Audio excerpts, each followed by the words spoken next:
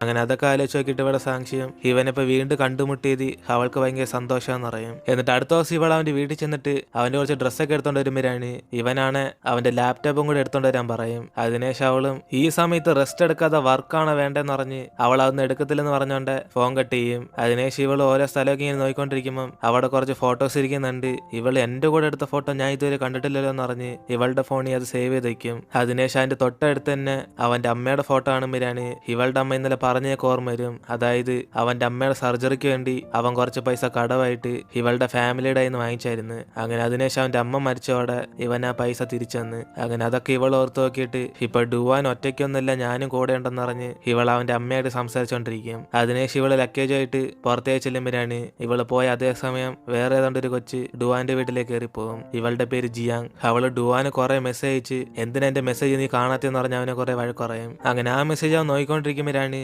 അവിടേക്ക് അവന്റെ ലക്കേജ് ആയിട്ട് സാക്ഷ്യം വന്നിരിക്കും. അപ്പോഴാണ് അവനും എന്റെ ലാപ്ടോപ്പ് നീ കൊണ്ടുവന്ന മോളെന്ന് പറഞ്ഞ് അവളെ നോക്കി ചോദിക്കുമ്പോൾ അവളും കൊണ്ടുവന്നേന്ന് പറഞ്ഞ് അവൾ മൊബൈൽ എടുത്ത് വെച്ച് നോക്കിക്കൊണ്ടിരിക്കും. അപ്പോഴാണ് ഇവന്റെ അടുത്തിരിക്കുന്ന വേറൊരു അപ്പൂപ്പനാണ് മോനെ ഇതാരും നിന്റെ ഭാര്യയാണെന്ന് പറഞ്ഞിട്ട് അയാൾ അവിടെ നിന്ന് ചിരിച്ചോണ്ടിരിക്കും. ഇത് കേട്ട് ഇവ രണ്ടും കൂടെ ഷോക്കായിട്ട് എന്നെ കണ്ടിട്ട് അത്രയ്ക്കും പ്രായം തോന്നണമെന്ന് പറഞ്ഞ് ഇവനും തിരിച്ച് ചോദിക്കും. അപ്പോഴാണ് അങ്ങേർക്ക് നല്ലോണം ചെവിയേക്കാൻ പറ്റാത്തോണ്ട് നിന്റെ ഗേൾഫ്രണ്ട് ആണെങ്കിൽ വൈഫ് ആകാൻ പോവല്ലേ എന്ന് പറഞ്ഞ് അയാൾ ഓരോന്നായിട്ട് സംസാരിച്ചോണ്ടിരിക്കും. അപ്പോഴാണ് ഇതൊരു സാക്ഷിയാണ് എക്സ്ക്യൂസ് മീ സാർ ഞങ്ങൾ കപ്പിൾസ് ഒന്നുമല്ല എന്നിന് അവർ എത്ര പറഞ്ഞു നോക്കിയാലും ആ അപ്പൂപ്പന്റെ ചെവിയിൽ ഒന്നും വീഴത്തില്ല.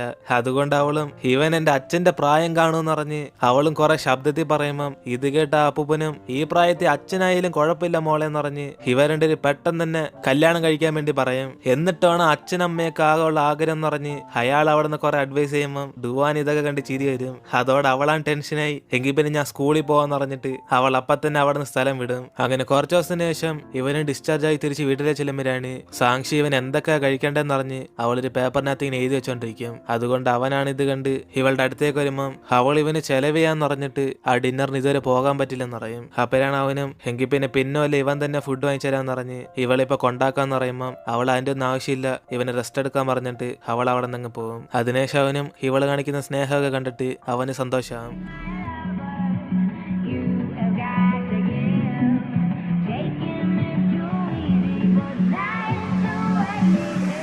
Shiv edits. 段嘉许，段嘉许，段嘉许。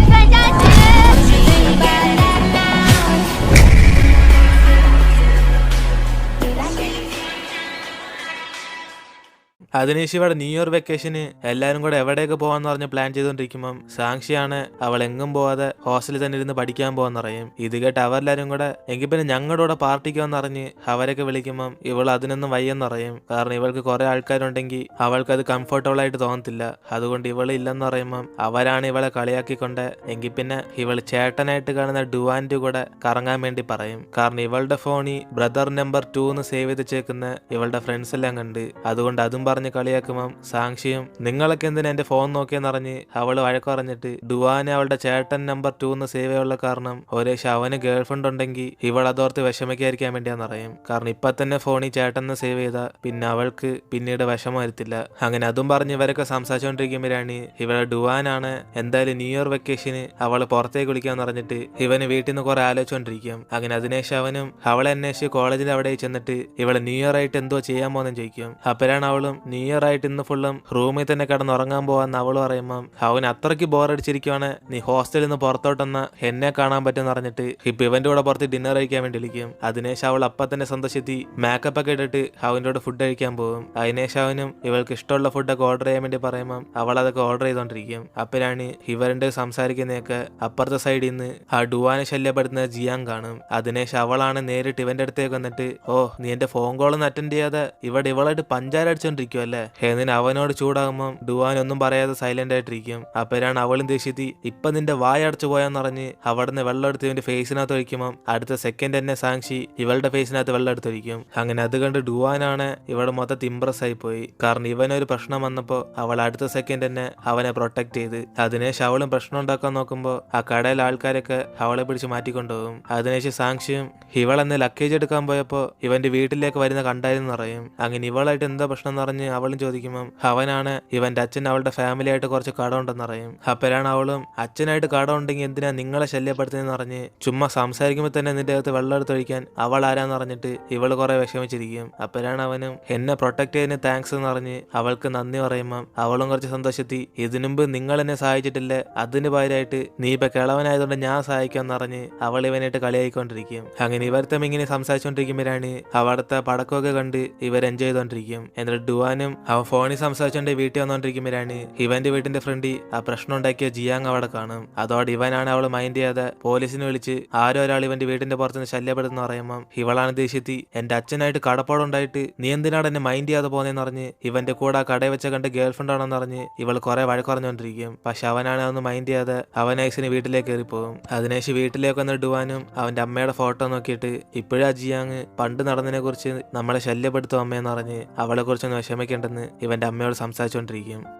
അങ്ങനെ കോളേജിലേക്കുള്ള എക്സാമിൽ എഴുതി കഴിഞ്ഞതിന് ശേഷം ഇവർക്ക് സെമസ്റ്റർ വെക്കേഷൻ തരും. അങ്ങനെ അതുകൊണ്ട് പരീക്ഷ എല്ലാവരും പാസ്സാകണമെന്ന് പ്രാർത്ഥിക്കാൻ വേണ്ടി ഇവരെ നേരെ ചെല്ലുന്ന ബാറിലേക്കാണ്. അങ്ങനെ അവിടെ വെച്ച് ഫ്രണ്ട്സായിട്ട് ഇവളും വൈനടിച്ച് സെലിബ്രേറ്റ് ചെയ്തോണ്ടിരിക്കുമ്പോഴാണ് അവിടെ തന്നെ ഇവളെ വൺ സൈഡ് ആയിട്ട് സ്നേഹിക്കുന്ന മറ്റേ മിങ് അവിടെ കാണും. അങ്ങനെ അവന് കിട്ടുന്ന ചാൻസ് എല്ലാം ഇവളെ സെറ്റാക്കാൻ വേണ്ടി നോക്കിക്കൊണ്ടിരിക്കുക. അതുകൊണ്ട് അവള് വാഷ്റൂമിൽ പോകാൻ വേണ്ടി ഇറങ്ങുമ്പോൾ ഇവന് കൂടെ വരാന്ന് പറഞ്ഞ് അവളുടെ പുറകെ തന്നെ ചെല്ലും. അപ്പോഴാണ് അതേസമയം ഡുവാനാണ് പെട്ടെന്ന് ഇവളെ ഫോൺ വിളിച്ചിട്ട് ഇവൾ നാളെ ഫ്ലൈറ്റ് ബുക്ക് ചെയ്തേക്കുന്ന കാര്യം ഇവളുടെ ചേട്ടൻ പറഞ്ഞെന്ന് പറയും. അപ്പോഴാണ് അവളും നാളെ അവൾ ഇവിടുന്ന് പോകാൻ പോന്നെന്ന് ആ കാര്യം ഇവനോട് പറയുമ്പം അവന് മനസ്സിലാവും ഇവൾ എവിടാണ്ട് ഫിറ്റ് അടിച്ച് കിടക്കുവാന്ന്. അതുകൊണ്ട് അവനും ഇവളിപ്പോ എവിടെ ഉള്ളെന്ന് പറഞ്ഞ് ചോദിക്കുമ്പം സാങ്ഷ്യാന് മിങ്ങിനോട് ഇത് ഏതാ സ്ഥലം എന്ന് പറഞ്ഞ് അവൾ കടയുടെ പേര് ചോദിക്കും. അപ്പോഴാണ് ഇതുകടെ ഡുവാൻ അടുത്ത സെക്കൻഡ് അവൻ ഈ സ്ഥലം കേട്ട് നേരെ ഇവിടേക്ക് തന്നെ വരാന്ന് പറയും. അതിനേശം അവളും എങ്കിൽ പിന്നെ എനിക്ക് നാളെ ഫ്ലൈറ്റ് ഉള്ളതുകൊണ്ട് ഞാൻ എന്റെ ചേട്ടന്റെ കൂടെ ഇപ്പൊ വീട്ടിൽ പോകാന്ന് പറയുമ്പം ഇവളുടെ ഫ്രണ്ട്സ് ആണ് ചേട്ടൻ ആരാ ഡുവാനാണെന്ന് പറഞ്ഞ് അവരൊക്കെ കളിയായിക്കൊണ്ടിരിക്കും. അതിനേശം അവളും പുറത്തേക്കൊന്ന് അവന് വേണ്ടി വെയിറ്റ് ചെയ്യുമ്പോഴാണ് അതേസമയം മഞ്ഞും പെയ്തു തുടങ്ങും. അങ്ങനെ അത് കണ്ട് ഇവളാണ് വിഷമിച്ചിട്ട് എനിക്ക് ഡുവാനെ ഒരു ചേട്ടനായിട്ട് കാണാൻ പറ്റുന്നില്ലെന്ന് പറഞ്ഞ് അവൾ തനി ഇവിടെ ഫീൽ ചെയ്തോണ്ടിരിക്കും. അങ്ങനെ അതും പറഞ്ഞ് ഇവള് ഫീൽ ചെയ്യുമ്പോ തന്നെ കറക്റ്റ് ഇവളുടെ ഫ്രണ്ടി ഡുവാനും വന്ന് നിൽക്കും. അതിനേശം അവനും ഇവിടെ ഒറ്റയ്ക്കിരുന്ന് എന്തോ ആലോചിക്കുന്നെന്ന് പറഞ്ഞ് അവളുടെ അടുത്തേക്ക് വരുമ്പം സാക്ഷി അവൾക്ക് ഛർദ്ദിക്കാൻ മുട്ടുന്നെന്ന് പറഞ്ഞ് ഇവനോട് പറയും. ഇത് കേട്ട് അവനും എത്രമാത്രമായിട്ട് നീ കുടിച്ചെന്ന് പറഞ്ഞ് അവളെ കുറെ വഴക്കുറയുമ്പം അവൾ ഇവൻ വിചാരിക്കുന്നത് ഇപ്പൊ കൊച്ചുകുട്ടിയൊന്നല്ല, അതുകൊണ്ട് ഇവന്റെ സഹായം ഇല്ലാതെ തന്നെ ഇവൾ ഇവിടുന്ന് പോകാൻ പറ്റുമെന്ന് പറയും. അപ്പോഴാണ് അവനും എങ്കിൽ പിന്നെ മോൾ ഇവിടെ തന്നെ പെട്ട് ഈ തണുപ്പത്ത് പനി വരുത്തിയുള്ളെന്ന് അവളായിട്ട് കളിയാക്കുമ്പം ഇവള് ഞാനൊരു സീക്രട്ട് പറയട്ടെ എന്ന് പറഞ്ഞിട്ട് ഇവനെ സ്നേഹിക്കുന്ന കാര്യം അവൾ ഇൻഡയറക്റ്റ് ആയിട്ട് പറയും. അതായത് അവൾക്കൊരാള് ഭയങ്കര ഇഷ്ടമാണ്, പക്ഷെ അവൻ ഇവളെ തിരിഞ്ഞോലി നോക്കുന്നില്ലെന്ന് പറയും. ഇതുകടെ ഡുവാനും ആരെ ഇവളുടെ ഓൺലൈൻ ബോയ് ഫ്രണ്ട് ആണോ അല്ലെ ക്ലാസ്മേറ്റ് ആണോ ചോദിച്ചു മനസ്സിലാക്കാൻ നോക്കുമ്പം അവള് ഞാൻ പറയത്തില്ല സീക്രറ്റ് ആണെന്ന് ഇവനോട് പറയും. അതിനേശം അവന് ചോദിച്ചു മനസ്സിലാക്കാൻ നോക്കുമ്പോ തന്നെ ഇവള് മൊത്തത്തിൽ ഛർദ്ദിക്കും. എന്നിട്ട് അവൾ ഇങ്ങനെ ഛർദ്ദിച്ചതിന് അവളെ വഴക്കുറയില്ലെന്ന് പറയുമ്പം ഇവന് ഞാൻ ഏത് കാലത്താ നിന്നെ വഴക്കുറഞ്ഞെന്ന് പറഞ്ഞ് ഇവളിപ്പോ പൊക്കിയെടുത്തോണ്ട് ഇവിടുന്ന് പോകാൻ പറയും.